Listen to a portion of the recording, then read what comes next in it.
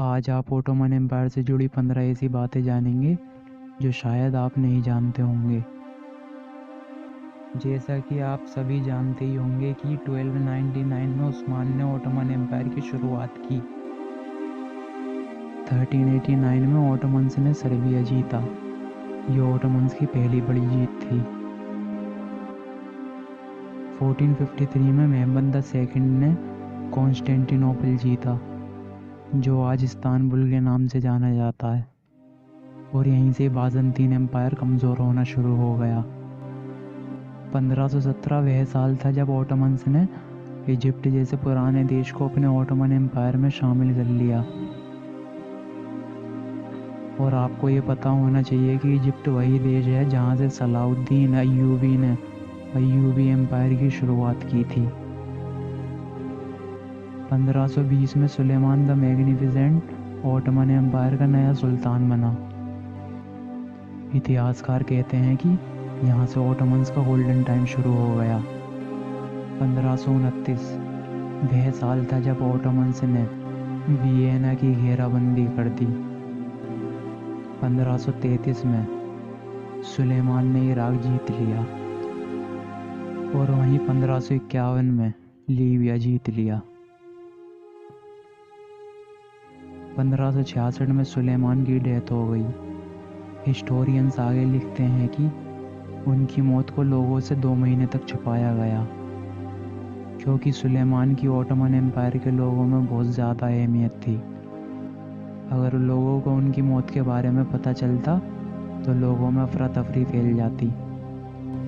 अगर आपको Suleman the magnificent के बारे में और जानना है तो नीचे कमेंट में बताइए। सुलेमान की मौत के साथ ही ओटोमन्स का गोल्डन टाइम ख़त्म होना शुरू हो गया। हिस्टोरियंस का ये मानना है कि अर्तुगरुल ने अपने कबीले के साथ बाज़ंतीन सरहद पर जाने का फैसला नहीं लिया होता तो ओटोमन एम्पायर कभी वजूद में आता ही नहीं। और हिस्टोरियंस आगे लिखते हैं कि अर्तुगरुल और उसके एल्व्स के बिना ओटोमन एम्पायर की शुरुआत ही नहीं हो पाती, और अर्तुगरुल और उसके एल्व्स का ओटोमन एम्पायर में सबसे बड़ा योगदान रहा है।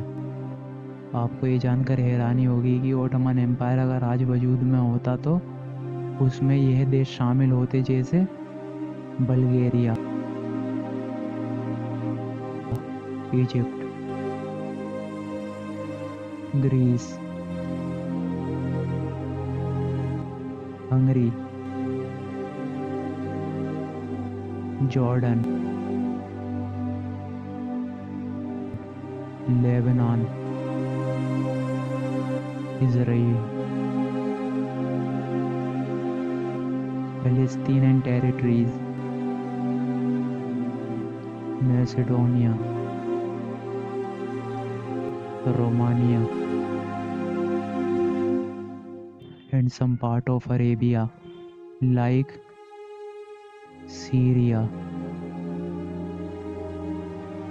Kuwait, Qatar, Yemen, Oman, United Arab Emirates, Saudi Arabia और Iraq, and north coast of Africa, Libya, Serbia, Austria, Turkey and Cyprus भी शामिल होते। सुल्तान के चीफ एडवाइज़र को ग्रैंड वाइज़र कहा जाता था। ओटोमन एम्पायर में रिलीजियस ड्यूटीज़ उलेमाओं को दी गई थी। उलेमा रिलीजियस एडवाइज़र्स के एक ग्रुप को कहा जाता था। ओटोमन एम्पायर में सभी लॉज इस्लामिक लॉज पर बेस्ड थे। ओटोमन एम्पायर में ऑयल रेसलिंग बहुत पॉपुलर स्पोर्ट था। ओटोमन वर्ड उस्मान के नाम से लिया गया है। अरेबिक में इसे उतमन प्रोनाउंस किया जाता है। लेकिन वेस्टर्न लोग इसे ऑटोमन प्रोनाउंस करते हैं। ऑटोमन एम्पायर पर एक सीरीज भी बनाई गई है, अर्तुगरुल गाजी। आपको ये जानकर हैरानी होगी कि अर्तुगरुल गाजी के दुनिया भर में 3 बिलियन से ज़्यादा व्यूअर्स हैं। If you want to watch such a kinds of videos, so subscribe the channel.